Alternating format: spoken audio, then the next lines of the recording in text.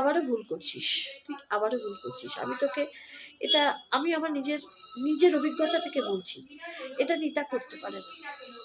আমার সঙ্গে নিতার যদিও কোনোদিন কোনো কথা হয় না। আমি শুধু একটাই বলবো, তোর জামাইয়ের একটা পার্সোনালিটি আছে, এরকম একটা জায়গায় কাজ করে। তোর ছেলে একটা ইংলিশ মিডিয়াম মতন স্কুলে পড়াশোনা করে, তার বন্ধু বান্ধব, তার এরপর স্ট্যাটাস তৈরি হবে, তো সেইখানে মনোযোগ দে।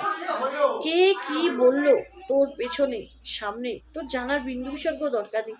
তুই একটা এরকম জায়গার বউ হয়ে তুই কি করে নিজেকে এই জায়গায় রাখিস?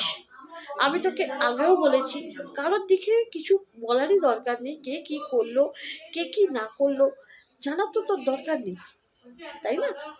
আর আমি যতদূর মনে হয় আমার নিতাকে জিন্দেগি এরকম কাজ করবে না, একদমই না। ওর মনটা কিন্তু ওরকম নয় রে, তুই ভুল করছিস। আমার সঙ্গে তার কোনোদিন কথাও হয় না, দেখাও হয় না, হয়তো একটা দুটো মেসেজ ভালো, ওইটুকুই অবধি। কিন্তু তবুও আমি তোকে একটা কথা বলবো, আমারও ভুল করছিস। সর্ষের মধ্যেই কিন্তু ভূত আছে, জানিস তো? তুই যাকে টার্গেট করছিস সে কিন্তু নাও হতে পারে।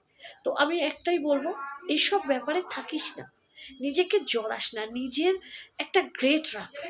হ্যাঁ, নিজের একটা গ্রেট রাখ, সুন্দর পরিবার, সুন্দরভাবে থাক, সুন্দরভাবে বাঁচ, প্রাণ খুলে বাঁচ, ঠিক আছে?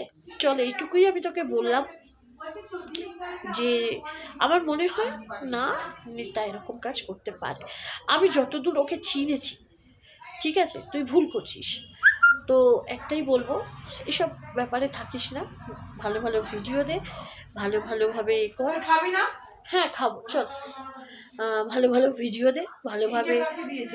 এটা আমাকে দিয়ে গেছে, তা জানি না, দাদাভাই আসছে বললো।